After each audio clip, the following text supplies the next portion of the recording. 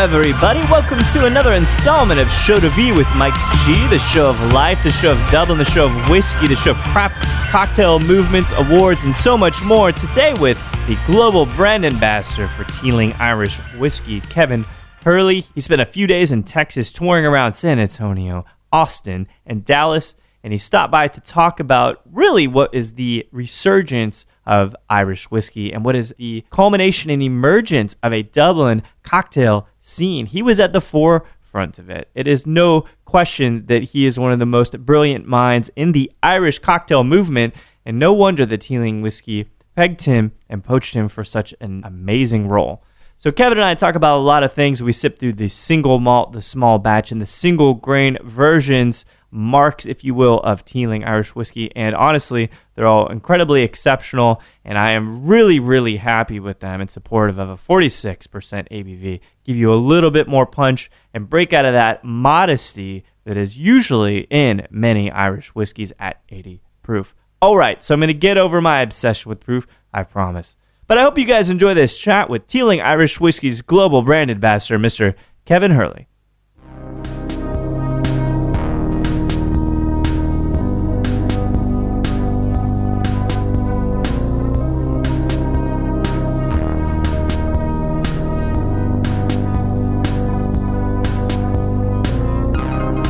Must be a genetic thing, but both of them, Jack and Stephen, lose their voice at a drop of a hat. So they'll go to like a whiskey show and they'll be on stand for a while, and by the end of 2 days, or if they go for a trip, launching a new product or something, they just come back unable to speak. It must be something genetic because both of them suffer from it. That's crazy. It's also, do you sing at all? You sing? No, nothing. No. There's a way of it's technique sometimes. Right. Yeah. So sometimes when you talk a certain way, because you can always talk like this. And actually feels pretty good. Yeah. You can talk like this, a little bit tinnier, and depending on that technique. It must be something. Yeah, but it's. I always thought it was unusual that both of them suffer from the same affliction. I guess. Yeah.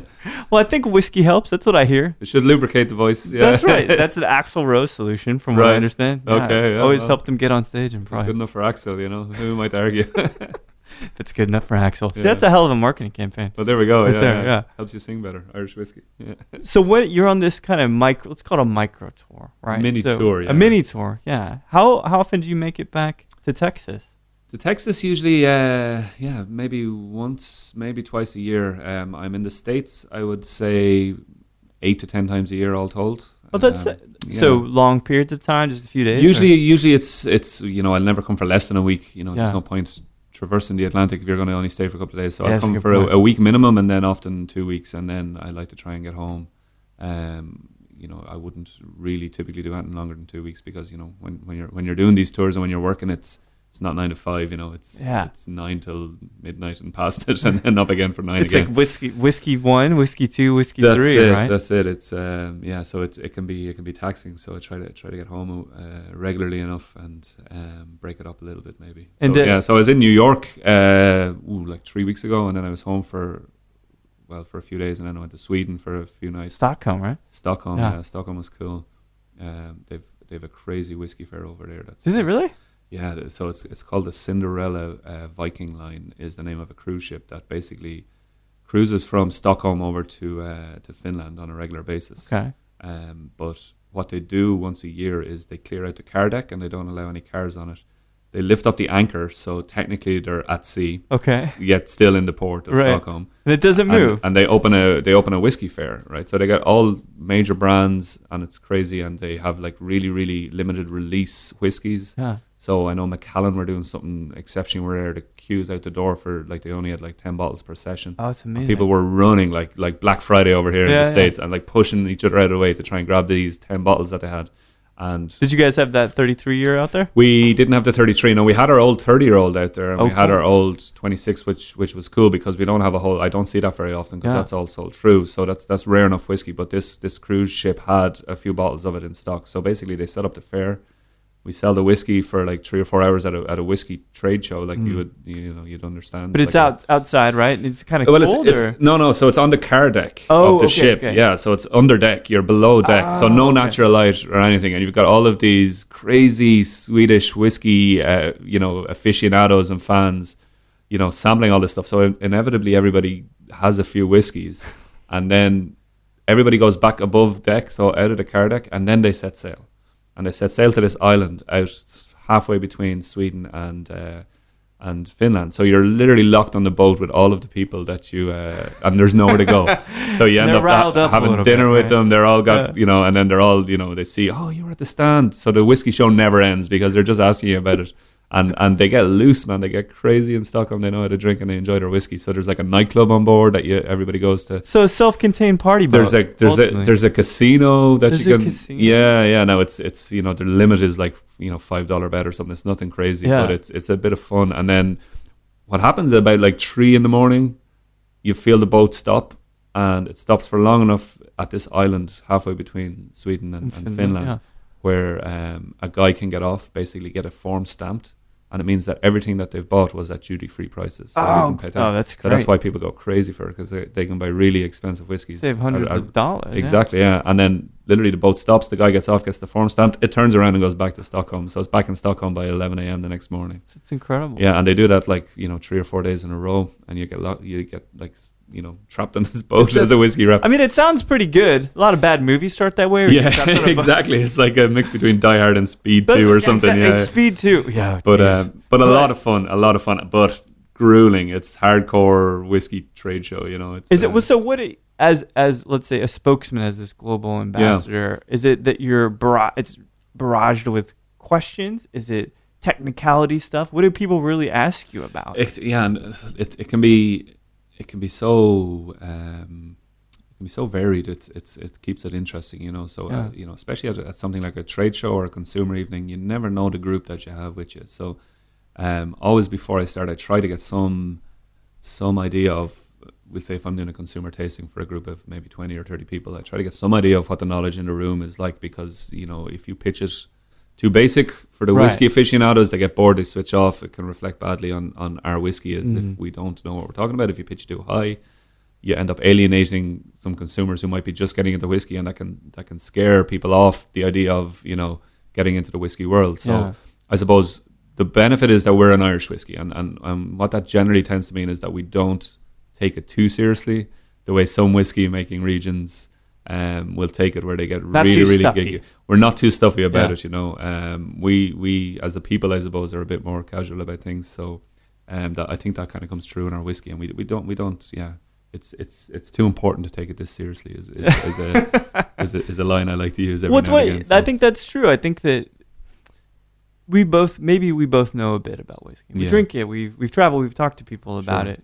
But the key is to connect people in their own way to whiskey. Yeah, maybe that's with how it's malted. Maybe that's how it's distilled. But ultimately, it's different for everybody. And this is, I suppose, one of the things that I love about whiskey and spirits in general, and cocktails, which is my background. The whole booze business, or the whole booze industry. I was never a standout student in any particular subject. I was kind of one of those guys at the middle of everything. So I was generalist? Jack of all trades. Generalist, exactly right.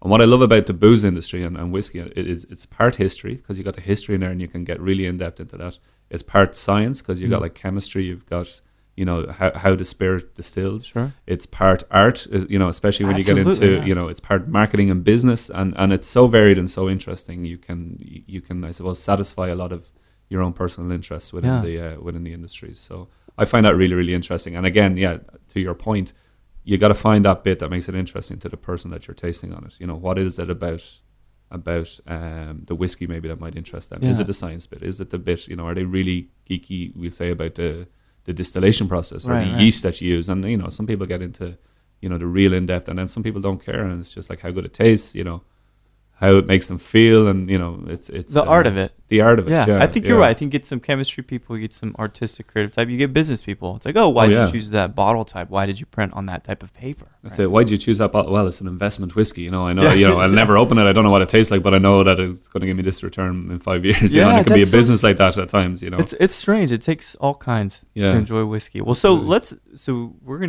I have the absolute pleasure of going through the Teelings. There's 3 of the SKUs from you guys. Yeah. So the first one, let's talk about that, and then let's talk about you growing up in Dublin, presumably. Yeah. So our very first whiskey is our Teeling Single Grain. So this is a very, very unusual whiskey in an Irish sense, because we don't do single grain whiskey very often in Ireland. As of essentially last week, there's now 5 single grains in the entirety of the Irish whiskey category. That's it. Why do you think that is? Well, I know, why it is, I suppose, is because of it's not traditional in Ireland, and the reluctance of Irish whiskey companies back in the late 1800s to adopt grain whiskey and adopt the column still, and especially Dublin distilleries, was one of the big factors that led to the downturn of Irish whiskey and its fall from grace. So Irish whiskey once ruled the whiskey world. In the 1800s, Irish whiskey was top of the tree. At one point, it was almost 60 to 70% of world whiskey sales was Irish. Irish used to outsell Scotch in Scotland 3-1. It used to outsell bourbon and rum combined in the United States. And then everything went wrong. And one of the big things that led to its downturn was the reluctance, or I suppose a certain arrogance of the Irish distilleries, the big distilleries at least, to adopt the column still. Ironically so enough, efficient too. Absolutely, and ironically enough, perfected by an Irishman called Aeneas Coffey, and Aeneas Coffey perfected this new, more efficient way of distilling, presented it to the Irish distilleries, and they essentially, most of them, save 1 or 2 maybe distilleries who did adopt it, but all the big guys, all the market leaders at the time said, no, that's not whiskey. We want nothing to do with that. Keeping a pot still? Keeping a pot still, keeping it traditional, the way that we had been ruling the whiskey world for a couple of centuries beforehand. So Aeneas Coffey went on and found favour for his column still in Scotland, and it leads on to the blended Scotch category. Japanese, exactly, rum, even using coffee. Yeah. So we did obviously eventually get to blending and getting to making grain whiskey in Ireland, but we'd kind of, at a time when other market forces meant that Irish whiskey was on its downturn, prohibition in the United States closed off a huge market, Irish War of Independence against the British Empire, we were, free trade routes we enjoyed through the empire were closed off, so market forces, along with this I suppose reluctance to adopt a column still, meant that Irish whiskey almost went extinct for a period of time and fell to its knees. So because of that, I suppose traditional hang up or that lack of traditionalism is what causes the reluctance to change and evolve. Exactly, which with spirits, which is kind of representative of the larger conscious of people right now too. We're very rigid about new things, sure. But when you talk about art, whiskey as an art, mezcal as an art, you do have to at times kind of expand it out and try new things. And so you guys introduced this single grain when about? And this single grain would have come to the market into the US, I think, in 2015, I'm going to say. Really? So relatively new. Yeah, relatively new. And the fact to do a single grain in Ireland is unusual enough. To mature it in the way that we do is even more unusual. So we will take the grain from the column still. And it's made from about 95% corn, about 5% malted barley. Really? So because I was tasting it, is incredible, like butteriness and just softness at the end of it. So what kind of corn are we? This is one of those questions. But native to Ireland, the corn? No. So it's very, very difficult to grow corn in Ireland. I was going to say our climate is too cold and too moist. Corn loves the heat. It loves dry. Texas, that's why you get it down this area. Yeah. So we actually import our corn from the south of France. Oh, really? So conversely to that, the grain that loves the Irish climate is barley, and we grow barley like nobody's business. It grows everywhere. I have a barley field behind my house where my kids play in the summer. It's barley grows everywhere. It's like a weed in Ireland. Right. So we're really good at growing barley, not good at growing corn. So our corn gets imported from the south of France. So once we have the distillate, and it will be sweeter in its very nature because of that corn base, we will mature it in Cabernet Sauvignon red wine cask. So it goes straight from the still into these Cabernet Sauvignon casks. No time in bourbon or anything. It's not a finish. It's a full maturation in Cab Sauv. So second use barrels? Exactly, yeah. And those Cab Sauv casks come from the Napa Valley in California. They're French oak, but they're Californian red wine matured in them. Then we take them over to Ireland and we'll mature our single grain in there. And really what we're trying to do with that, and the reason we chose Cabernet Sauvignon is because there's a dryness, there's a tannic quality to Cab Sav. Sure, and that works as a perfect counterbalance to the sweetness of the corn distillate. So, oftentimes I think in American whiskey, this is my own personal opinion, you balance that sweetness out with the kind of the heat and the spice from a bourbon. Because our maturation is so much slower and so much softer and more gentle in Ireland, we don't get that spice or that heat to our spirit the same way as a kind of aggressively matured bourbon will. Yeah. So we need to find something else to give it that counterpoint. That's a really interesting artistic touch. To do that. Absolutely. And look, this is all the work of our master distiller, our master blender, a guy called Alex Chasko, who is, I like to call him the Willy Wonka of Irish whiskey. He's the guy who's like pushing new boundaries. He's trying new things. He's very, very innovative and very, I suppose, leading a resurgence in Irish whiskey through his maturation and his distilling techniques. Interestingly enough, he's an American gentleman. No kidding. Where's he from? He's from Portland, Oregon. Oh, go figure. Yeah. And he was a brewer before he was a distiller. Back when the hipsters took over beer, Alex was at the forefront of it, and he was a craft brewer in Portland. What is the proof on this guy? So this is 92 proof. Beautiful. All of our whiskies will go in no less than 92 proof. Non-chill filtered, no artificial colors or anything like that. Gives no caramel. You get more robust flavors, and it gives you guys, I would think, a competitive edge because it's got more flavor and it is just slightly more intense. Yeah, absolutely. Look, and it'll be a couple of dollars more a bottle because of that. But we hope at least that the Irish whiskey category has evolved to a point where people now are looking for something different outside of the big kind of blends that everybody knows and loves, and that everybody drinks a lot of, but.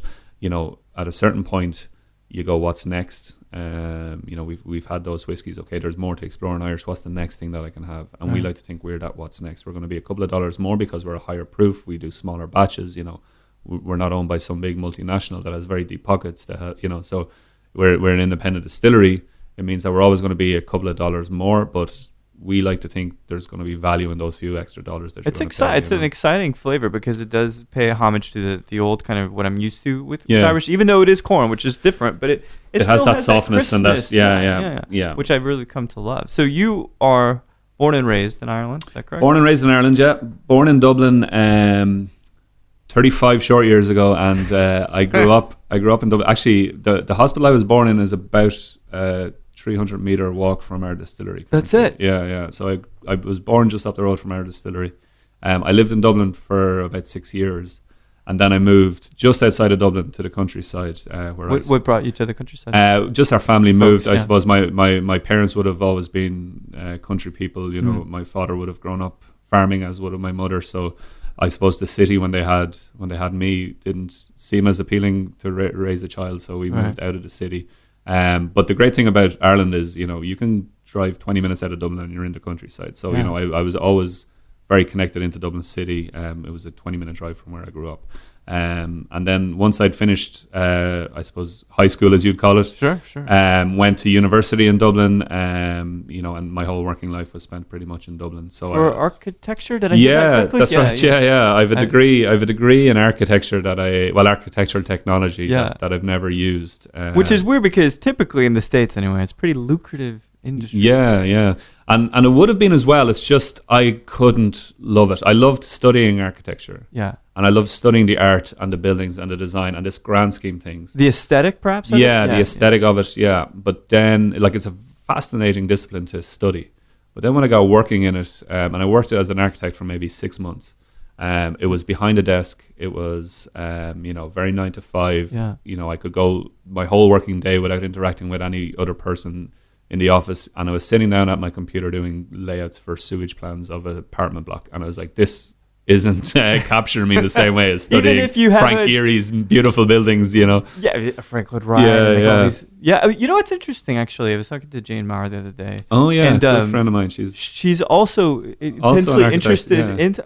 She's got a very similar degree to mine. We spoke about this on several occasions, myself and Jane. I know Jane going back a few years when she used to work as a distillery brand ambassador in Tullamore, and we actually had a seminar proposed for Tales this year. Unfortunately, it didn't get picked up, but it was about architecture and bars and how they interact. So, both of our secret passions, I suppose. Which is a really interesting thing. And I asked her kind of the same question.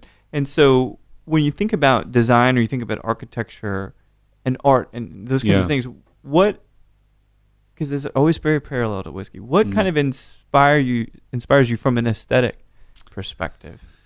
Yeah. 35 short years. 35, yeah. Well, it's a really good question. I'm not sure. I don't think I've ever sat down and thought how the two industries really overlap. Yeah.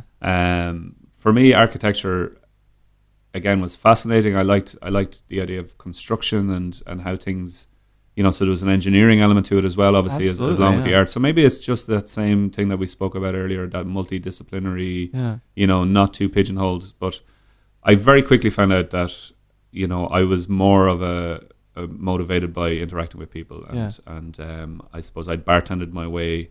I poured my first pint of Guinness when I was 15 in the pub back home near where I grew up, and because we're in Ireland, you can get away with that kind of thing.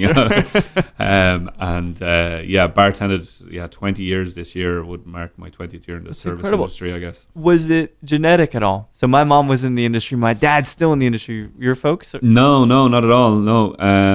No, nothing even close to the industry. My father worked for the telecommunications, like AT&T equivalent, for nearly 40 years. Wow. Worked the same job for 40 years, and that blew my mind because you can't take 6 months of doing architecture. You're like, I'm out of here. And I've had so many jobs. I can't. My dad started with this company when he was like 16, 17, and worked his whole life. That's incredible. For that one company. I was like, I don't think I've had a job longer than 3 or 4 years at one company. So maybe it's the creative heart, man. You keep going. I'm a free soul, man. Just I don't know. Just want to be inspired. That's it. And people are a very inspiring thing. Yeah. So it makes sense. So when you think about the cocktail industry and the bar industry, because you also founded the Irish Craft Cocktail Week, correct? Or Craft Cocktail Awards. Yeah. What did you see in that industry that really drove you? For me, it was interacting with people, and that's where I got my kicks. Service is a really unusual industry, because a lot of people will look down on the service industry, and they'll there's a difference between in the service industry and being a servant. Right. Serving people and being a servant, not the same thing at all. I think there's a nobility and there's something really intrinsically, there's a pride that you get when you serve people. Almost it's kind of symbiotic too, isn't it? Yeah, absolutely. They get something, you get. I mean, it really is. Yeah, exactly. And I just loved that. I loved it from an early age. Were you good at it? Yeah, conversing with people and soft skills. Well, you know what? It's something. It was a learned skill. I was a shy kid coming through school. I was never the most outgoing guy, but maybe that's what it was. The service industry gave me this security blanket of that 12 inches of pine between me and the customer. I felt far more confident behind the bar at an early age, and it gave me a self-confidence, and it gave me it gave me a newfound confidence that I'd never really had before. So that was a large part of it. It's almost like a drug. It's almost like an adrenaline kind of thing that you get. Refills your sales when you talk to people. Absolutely, yeah. So I developed myself and my character. I became different, I suppose, through this industry, and I went on to run a lot of really cool bars in Dublin. The liquor rooms was my most recent. Liquor Rooms is a really cool bar. It was. I'd previously worked for a number of years before that for Diageo in Ireland as a national spirit brand ambassador for Diageo, and I kind of stepped away from that, and I had this opportunity to open a bar again. And it's rare enough that people will go from the bar industry into the commercial kind of sales side and then go back to the bar industry. But it was a fantastic opportunity to open this amazing bar for at a time when Dublin was kind of coming out of recession. We had a really deep, hard recession where a lot of people in Ireland had a lot less money than they had before, and the idea of opening a bar in the year that we did it what year was a bit are we of a risk. Talking roughly? We're talking 2013. Okay, a little bit after our deep recession here. Yeah. So we Ireland was just kind of coming out of it a wee bit, and the opportunity to open a high-end kind of cocktail bar is like, you're crazy. There's no market. Counterintuitive, right? Yeah. So, but we knew that, like, if you do it at a right price, if you sell the drinks at the right price, if you do something, really high quality driven at an affordable price, you're going to do okay. So our bar, I was lucky that I hired amazingly astute bartenders. We had a fantastic team there, and any success that the bar's had is entirely down to the group of people that we put together there. Do you feel like, so two things. One, did you input creatively or architecturally for the bar? There was a certain element of design and that kind of stuff that I would have had a hand in for sure, and it's always very handy to be able to knock up a plan of the bar layout that you want. Well, yeah, I mean, that's when you're expensive. talking to designers and stuff, and that's something I've done on several occasions. Go get Kevin to do it. Yeah. That's dust off my old drawing board and my T-square or whatever. Yeah. Put a pencil behind the that's ear. It, and you're I'm right back in there. So it was always handy, but it's the bar went on to do incredibly well. It was very, very successful. We were the first bar in the Republic of Ireland ever to get a nod from the Tales of the Cocktail Spirit Awards Committee. So we got on the long list of 10 for Best New Cocktail Bar in 2014. Yeah. So Best New International Cocktail Bar 2014. So we were up there with some amazing bars. Like I think the guys who won it that year was White Line in London, which is one of the world's best. That's probably my favorite bar in the world. So it's crazy. We didn't make it to the top 4. They shortened the list to 4 for the actual awards. We didn't make it into that top list, but we got noticed. The company, right? Like the crowd and those amazing people, those minds that composed that list. Oh, absolutely, and we were blown away because we're Ireland. Who comes to Ireland? For cocktails, no. Yeah, right? Exactly. Yeah, and it gave the whole industry in Ireland a boost, I think. And a lot of people go, well, if the guys down the road can do it, and we have now. I'm very proud to say a really, really, really, really good craft cocktail scene in Ireland. And we were looking for a way to celebrate that in some way and maybe inspire. When we got that nod for Tales, I saw the benefit of being recognised as an award. I was never a guy chasing awards or anything like that, or for any of the bars that we ever worked in. They're always nice to get, but when I saw that happen and I saw the boost that gave the industry and also gave the bar team that we had, everybody was coming into work. They were bouncing into work again. They were so inspired about what they were doing. Recognition is a major part of that, right? Absolutely. So we didn't have a really good awards in Ireland to recognise what we were doing in the craft scene. We had the restaurant awards, which recognised chefs and restaurants, and there was a cocktail section to that. Yeah. But we didn't have a cocktail focused awards really. So myself and a couple of other bartenders in Dublin at the time, a really good friend of mine called Robert Colleran and Caldwell, and a girl called Chandrika Narayanan Mohan who used to work with me in the liquor rooms. We set up this Irish Craft Cocktail Awards, and we had our 3rd year this year.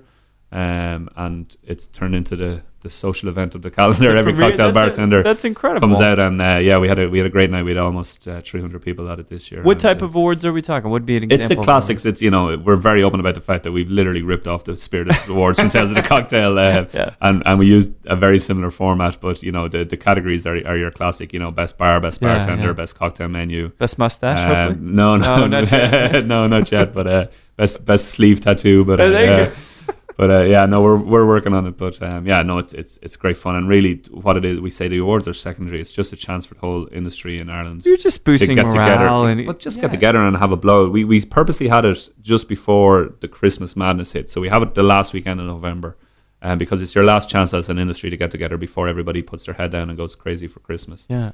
So we said, look, it's a party, it's a celebration. But the great thing is the industry in Ireland is really supportive of each other.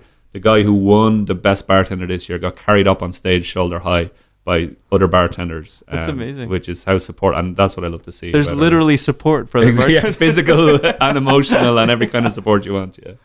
Well, so whiskey is a major chapter. Obviously, it is a massive underlying thread of Irish culture. Sure. So let's take a sip of the second, which is the small batch, and then talk about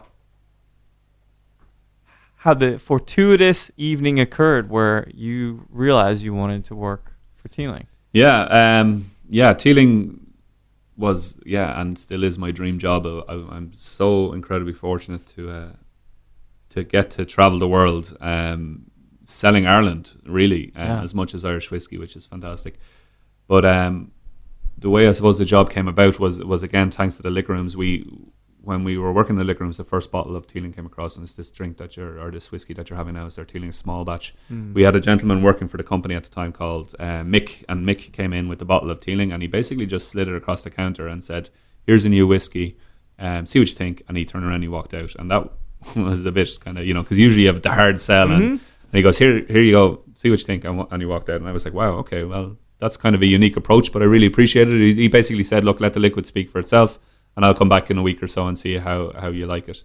So the minute that we got this in from a cocktail sense, and our Teeling small batch, it answered a lot of challenges that we've had for Irish whiskey when it comes to cocktails.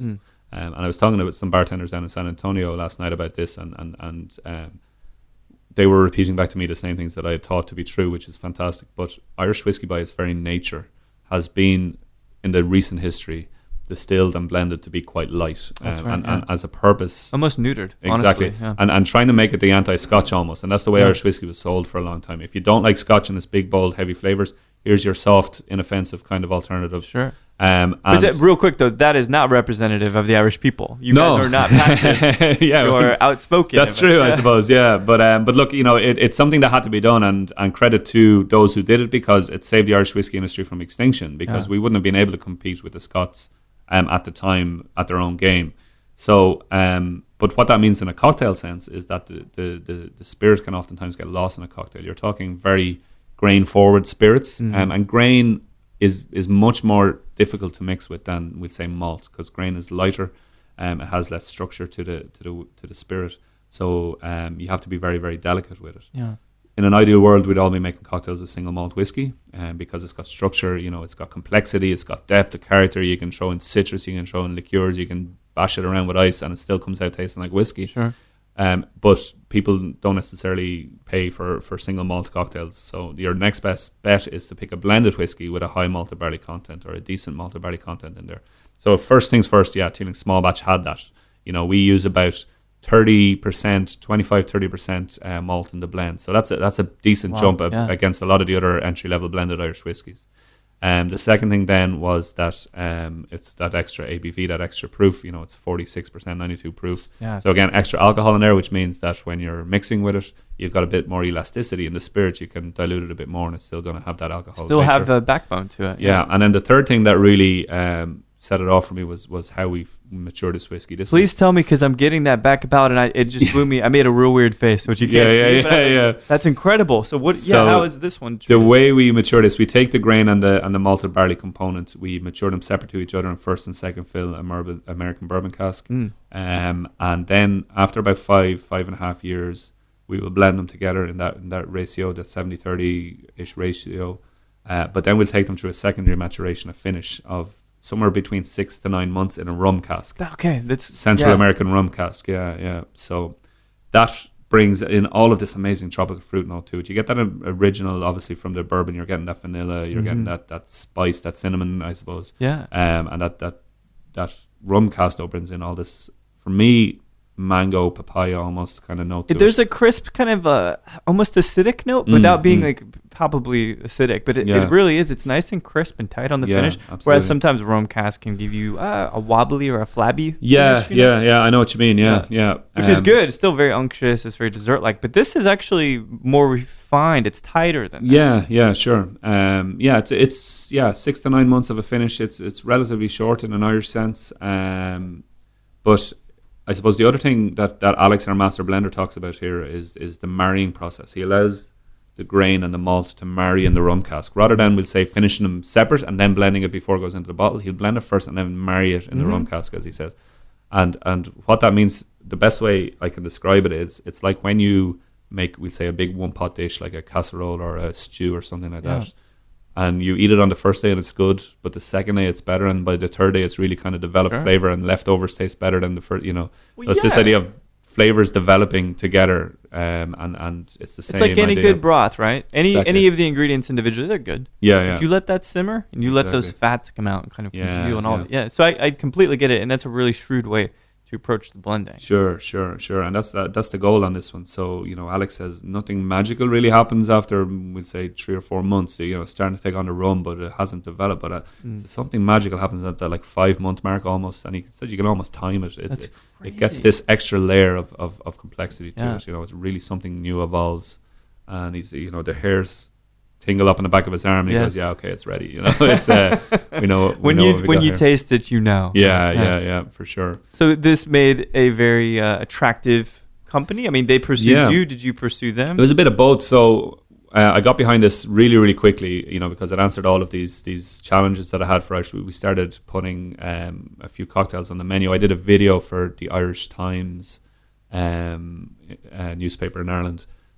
They came into the liquor rooms and I asked for a quick 2-minute video of the perfect summer cocktail, and I used Teeling in it. We had just gotten it, and it was the first cocktail I ever made with Teeling was a cocktail called the Red Leg Rebellion, which is essentially a variation of a Mai Tai, and I did that for the Irish Times, and that kind of got a lot of social media hits, and got me on the radar, I suppose, of Jack and Stephen Teeling. And the company was so small at the time that they literally walked in to personally thank me for putting a menu on, or a cocktail on our menu. Wow. So, and whenever they'd have anybody in town then, in Dublin to visit the site where the new distillery is going to be, or international distributors or whoever they had come into Dublin, they'd bring them by the liquor rooms and we'd host them and they'd have a few drinks. And then I suppose essentially through me badgering them for for about 9 to 12 months about their need for somebody in this role, they eventually hired me as their first ever global brand ambassador, which is amazing, yeah. And it's ridiculous that they pay me to go around the world drinking whiskey. It's not a real job, To hang out. Well, it's strange, but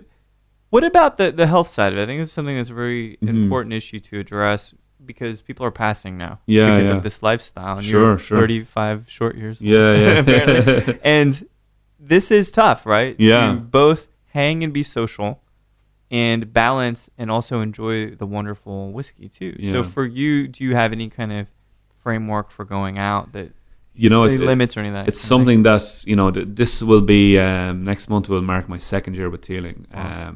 My first year was just carnage. I was eating real bad,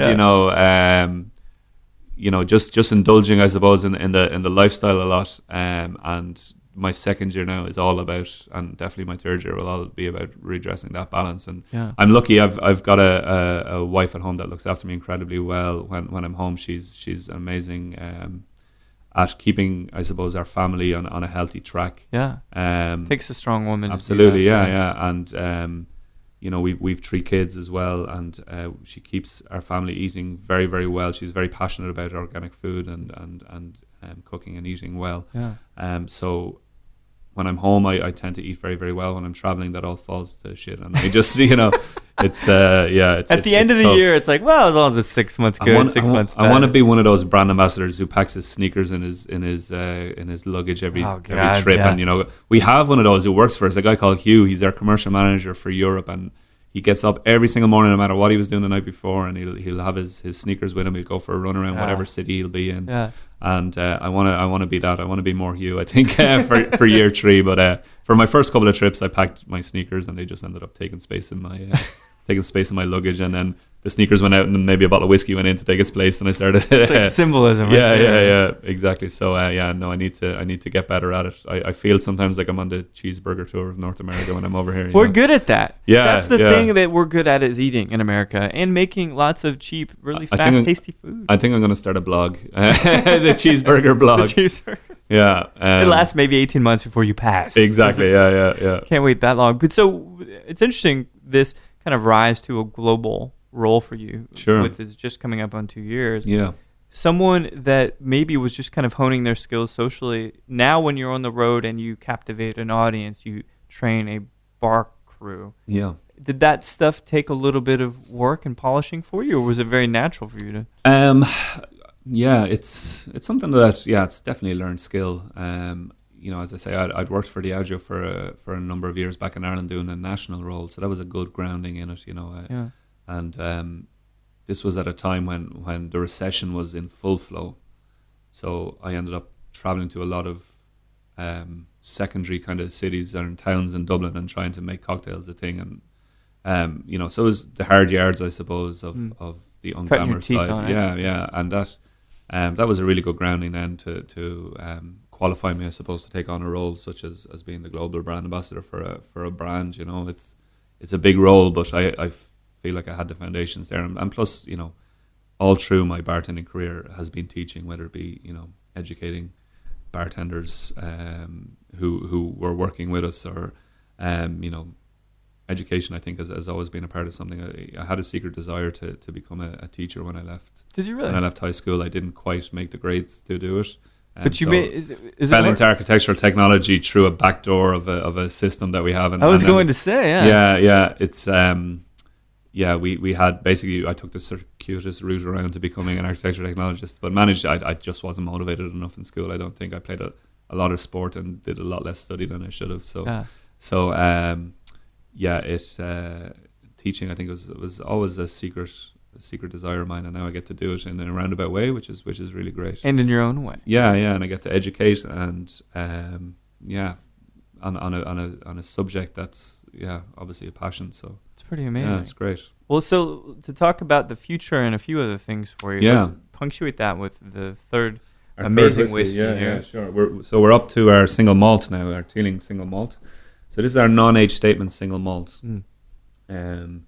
What we have here really is I suppose you would say, a blend or a vatting of 5 different malts from our maturation warehouse.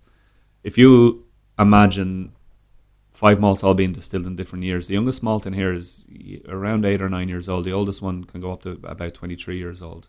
So it's a big swing in ages. We don't put an age statement on it because by law we'd have to call it an 8 or a 9-year-old. It just doesn't do it justice. It doesn't drink like that age of a whiskey. But also, you know, the industry is kind of moving away from age statements. So we don't age statement this particular whiskey. But what we do is, again, innovation in maturation. We will take each of these malts. They'll initially spend their time in bourbon, and then at a certain period of time they'll come out of bourbon and they get finished in a different type of wine cask. Wow. So there's 5 wine casks. They get finished independent of each other in 5 different wine casks. So we've got a port, a sherry, a Madeira, a Cabernet Sauvignon, and a white Burgundy. And from those 5 finishes, we blend this malt. So super complex. You know, whole depth. This had obviously never been done before in the Irish whiskey industry. It's rarely been done in world whiskey to combine that many casks. Yeah. And I was nervous when I heard it first. I thought, oh God, that's a lot of wood going on there. You know, are they all going to cancel each other out? Is it just going to be a noisy whiskey all over the flavour? Noisy, that's good. You know, I've got a great cheesy brand ambassador line. It's like turning on 5 radios and trying to hear one song. Yeah. But even cheesier again is when I say, instead it's like taking 5 instruments and conducting a perfect symphony in the orchestra. That's. But well, you know, so because it is that it's got this bigness, it has this versatility, this just movement going on. It's very dynamic. Absolutely. It's like, I think some people, when they look at curries, right, they're like, "What? You're going to use all 10 of those ingredients?" Yeah. But it's the heat and the deft hand to combine all those things that really make it work. And so this really is. It's got the darkness, the light. It's got everything you would want. And look, you're hitting the nail on the head. This is again is Alex, our distiller, our blender's masterpiece. You know, this really shows off his skill of what really good quality malts can do in the hands of a very, very masterful blender. The way he goes about this whiskey, you know, if you think of those first 3 casks, port, sherry, Madeira, deep, rich, intense, sweeter kind of flavors, you need to balance that in a way. Using the tannins and the fruit from the Cab Sav, like we did with our first whiskey with the single grain, to give it a bit of structure, a bit of dryness. But then the genius move is the white Burgundy. The white Burgundy comes in there, gives citrus, it gives that nice kind of, I always identify it almost like passion fruit, and it just leaves you on the palate. It's almost like, you know, when you have a sorbet to cleanse your palate at the end. It's that kind of sensation. It just gives this crispness and this freshness that just cuts through all of that dried fruit and that richness of the first 3 casks. It's like Sgt. Pepper's, man. Yeah. It's got everything that you would want. Yeah. Every type of song, every type of and it takes you on a journey, because it does evolve and develop as you're drinking it. You know, new flavors come to the fore. Add a drop of water in there and it just explosion of fruit comes through. You know, it's super complex whiskey, and you'll sit down, you'll spend a bit of time over that. That's a real kind of sipper, and you can explore that whiskey a bit. And really, it is. There's probably a lot lurking in there with a rock, or as you say, with a couple drops of water. Yeah, exactly. And it'll take you on a journey, you know. So it's a fantastically interesting whiskey, and I'd happily put that up against any other, you know, single malt in the world for its price point, and say for everything that you look for, in a really good whiskey. You know, character, depth of flavor. You got all that fruit, that Irish fruity single malt that's just, you know, it's so identifiable, and then you've got that kind of complexity as well, and that layers and layers of flavor to it. So, you know, I think it's fantastic. It's not our most expensive whiskey, but it's definitely one of my favorites. What roughly is the retail? So that retail, I suppose, in this part of the world, you know, if you were to pick that up in a liquor stores, usually in around $55 a bottle. So yeah, I think the value is and right, the proof is right. See, this is the thing I look for, you know. So, and the fact that lurking in between, you've got older whiskeys, even though you don't know, you know. I mean, I think that's something. And the other thing I suppose to mention is, you know, this is called Teeling Single Malt. You know, there's nothing about the packaging or the marketing of this that tells you it's 5 casks. You know, so we could have been very cynical and call it Teeling 5 cask and have pictures of barrels, because we wanted to, you know, make it a gimmick almost, and have pictures of barrels all over the label and sell it in a barrel shaped bottle with a, you know, in a cask made out of the staves of the barrel or whatever. That's right, yeah. But we make no reference to it, because really the reason we did it wasn't for gimmick. It wasn't to say we successfully married 5 casks there. It's because that's what tastes the best out of what we had. Yeah. You know? This it couldn't whiskey, be any other way. Right? Exactly. That's the only way. That's the way it is. And as I say, it was a labor of absolute love for Alex. I think it nearly killed him. To be honest, this came out of a trip that Stephen and Jack took to the US, launching one of our previous whiskies. And over here in the US, you guys have this fixation on single malt, or the consumer at least. And, you know, the guys came back and said, okay, well, look, Alex, America needs a single malt. You know, just make it the best. And I said, what kind of brief is that? Just make it the best. So he said Give about some guidelines. Exactly. I don't think he ever said about doing 5 casks, but he said, you know, usually when he's trying to put a blend together, he knows the whiskey so intimately, he'll hit the flavor profile he wants within 6 or 7 tries. This took 27 different attempts to get this whiskey right, and he went with number 26, his 26th blend of this. He went with, and number 27, he said he'd gone too far. Yep, I had it the last time. That's good. I mean, stop messing with it. Yeah, to know the boundaries. Yeah, so yeah, that's kind of how this whiskey came about. I mean, these 3 are really remarkable. I mean, I think it's a great evolution of the flavor to do it in this order. What I love about them is they're 3 very different whiskeys to each other as well, and that's not always the case. Oftentimes in Irish and in other regions, when you're drinking 3 whiskeys from the same brand, you're kind of just drinking older versions of each other. Sure, they don't change exactly. They don't change in a huge, remarkable way. But these whiskeys occupy 3 very different spaces on the whiskey map, shall we say? Absolutely. You've got a blend, a malt, and a grain, all matured in different kind of woods. You know, so you've got a whole lot to explore there within the range, and that's on purpose. You know, we you know, no 3 people like the same thing. So, you know, you make 3 different whiskeys, and you hope that somebody will like one of them at least, you know. It's absolutely. And I think we're hitting that, as they say. I absolutely agree. So I've got two more questions for you before you're off into the wild again here in Austin and hanging out and kind of teaching and spreading the word some more on Teeling. So one thing is that I wonder where this all ends up for you. You know what I mean? I wonder where the ability to use math, the ability to appreciate aesthetic, the ability to talk to people, to educate. I wonder when you're 45, if you're going to still be a whiskey guy. Are you going to have your own distillery? Are you going to change tracks? Have you thought about that? That's a really good question. It's something that, I don't know, to be honest. It's a really good question. You're making me guess or second guess everything I've ever known. It's something that I think about and I talk about. You know, as I say, I've got 3 small kids at home, a family at home. That's why I ask. I travel quite a bit, and it's tough to do. But as the boys get a bit older, it gets a bit easier. Yeah. And they understand that daddy has to travel for work. You know. You know, whiskey is great because, you know, you can keep at it. You can, you know, and every day you're learning more and more, and you get better and better at your job, I guess. Yeah. There's more and more to learn.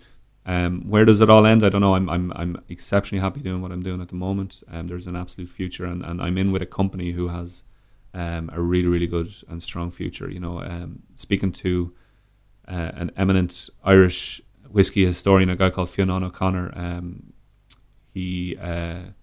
I remember him telling me once about, you know, when I was looking to take this job, I happened to bump into him, and I was saying, you know, what do you think of Teeling? You know, because you see so many Irish whiskey brands come and go, and you're never quite sure about the longevity of them.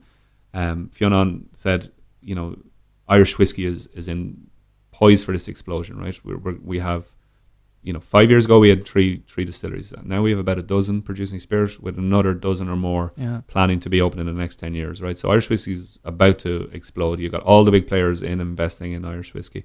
And some of these brands will live, and some of these distilleries will survive, and some of these distilleries will die away. And he said, what you get oftentimes is somebody opening a brand, you've got, we'll say, a business guy, right? Oh, absolutely. Who knows how to get the product on shelf, and he knows how to move it, and he knows how to market it, and he knows how to sell it. But he doesn't have the distillery side of things to make good juice and make good whiskey, right? So it'll be a marketing brand, and it'll come and go, and it'll explode like a firework and die away. Right. And then he said, even more depressing, what you'll have on the other hand is the whiskey guy, right? Who knows how to make amazing juice, who knows how to mature and blend and all that kind of stuff. But he doesn't have the business sense, because that's all well and good. But until you can get it on the shelf and get it moving and get it into people's hands, that brand will die away. But he said with Teeling, he said you got both. You've got Jack Teeling and Stephen Teeling, who have done this before, through their previous distillery in Cooley.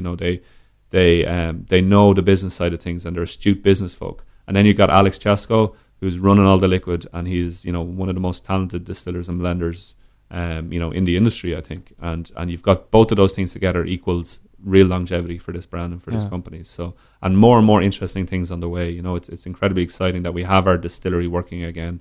Or a Dublin Whiskey, I suppose, distillery working again. When we opened our distillery in 2015, our new distillery, it was the first new distillery in Dublin in 125 years, and the only distillery to be operating in Dublin in the guts of half a century. So it's insane.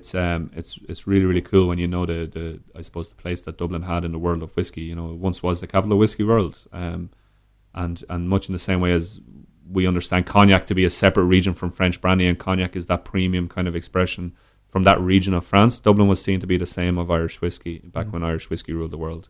If you were from a Dublin distillery, you would have put Dublin in your bottle, and you would have sold it as a Dublin whiskey, because that was the aspirational style. That's what everybody wanted to drink. So to not have an Irish whiskey, or a Dublin whiskey, should I say, category for the last almost half a century, is a real crime. So. Well, that's all changing. I can feel it. The piece about the ascendant, or ascension rather, like a phoenix, which is of that category, though. Yeah. So all right, so then this is the last piece, and this is about you. Okay. So I'm just going to pick it because I really love the single malt. It was really exceptional. They're all wonderful, but that is a great way to end the trio. Sure. If you will. So let's say trilogy, we like to call it. Trilogy, the Trinity, the triumvirate, the Trinity. Yes. Yeah. So you've got a sip of the single malt at any bar in the world, doesn't matter where, and you get to share a conversation with somebody, either living or deceased. Who would you love to just sit and wax poetic with, sipping the single malt? Good question. Yes, again, I'm putting you on the spot. You are putting me on the spot here. Yeah, this is getting deep, man. This is getting really deep. Actually, unapologetically, I'm. Yeah. I suppose keeping with the theme, we'd have to maybe have a group of people. Can I have a group of people? Can I have like 2 or 3 people from a few different disciplines? So, somebody maybe in sport, maybe somebody in Irish sport. I find it interesting, the mentality of the sports person. Yeah. So, we had a great Irish soccer player who was captain of the Irish team for a long time called Roy Keane. I'd love to sit down and. Sure, a dram or two. Yeah, or maybe Conor McGregor. I think that guy's fascinating. Funny, yeah. He likes a whiskey or two as well. I think so. Well, it's hard when he's training, but he'd be interesting at least. And then maybe I'd love to kind of spend more time in the company. I know this sounds like such a brand answer, but for the whiskey side of things and the business side of things, John Teeling, who's the father of Jack and Stephen, the two brothers, and John opened the Cooley distillery in 1987.